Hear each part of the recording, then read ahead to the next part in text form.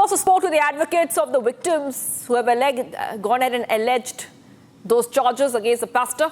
Let's go ahead and what the lawyers and the advocates have to say.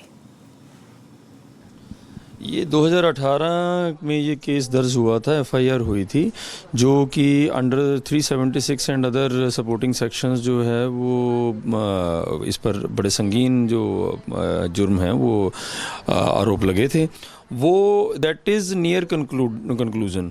तो उसमें क्या है कि अभी रिसेंटली हमने इसमें आर्गूमेंट्स कंक्लूड किए हैं, जिसमें सपोर्टिंग जो क्योंकि एफआईआर्स और बहुत सारा कुछ, क्योंकि ये बंदे के अगेंस्ट हिस्ट्री शीटर है एक तरह से ये, क्योंकि ये मेरे पास लिस्ट है 5-6 एफआईआर्स इस पर पहले भी हो चुकी हैं, जो कि इसमें 2006 में, 2018 में, 2014 में और मतलब कई तरह की एफआईआर्स इसके ऊपर हुई हैं।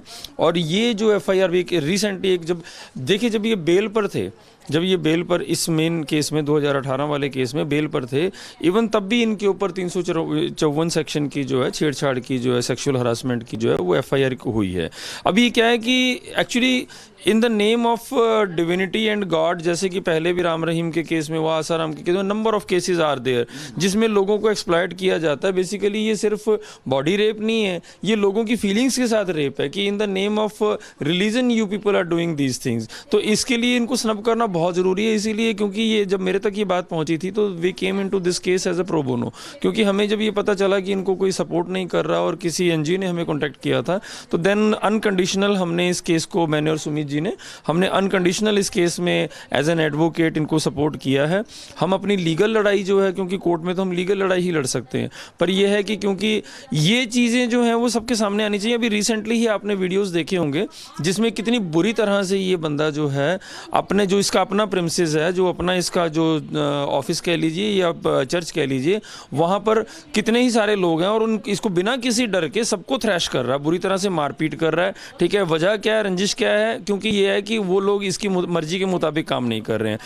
क्या इसमें इसके साथ कोई दूसरे बड़े लोग भी जुड़े हुए हैं, कोई पॉलिटिशियन, कोई समथिंग इस तरह का भी है? बहुत सारा कुछ इसको बैकअप है सामाजिक में, क्योंकि देखिए अकेला बंदा तो इतना कुछ कर नहीं सकता। एक बात बताइए, जहाँ पे सारे लोग बहुत गरीब आते हैं, इसके पास इतना पैसा कहाँ से आया? इसने महल बना रखे हैं अपने, और इसने 2-2 करोड़ की गाड़ियों में घूमते हैं, हेलीकॉप्टर में घूमते हैं, तो वो कहाँ से आ रहा है? तो वो फंडिंग कहाँ से आ रही है? देखिए, एक तो one thing is very much sure कि in the name of Christianity, देखिए सभी धर्म जो है अपना अपना प्रचार करते हैं और उसके लिए सभी को फंड्स आते हैं, पर क्रिश्चियनिटी के लिए जिस तरह से फंड मैनिपुलेट होते हैं वो सभी को पता है। It is not mean like rocket science, और ये कोई ऐसा सीक्रेट तो है नहीं जो किसी को पता नहीं है। पर यह है कि देखिए, फंड्स जो भी आए वो अपने धर्म प्रचार के लिए जायज़ तरीके से जो मर्जी करें, उस पर किसी को कोई एतराज़ नहीं है। और भी तो इतने हर सिटी में इतने सैकड़ों पास्टर हैं और किसी पर इल्ज़ाम नहीं लग जाते और किसी के खिलाफ इस तरह की रिपोर्ट्स नहीं आ जाती। वो देखिए, वो इसका धर्म के साथ कितना सीधा लेना देना वो तो बाद की बात है, पर पहली बात यह है कि हर धर्म में ही ऐसे लोग तो शामिल हैं ही है ना,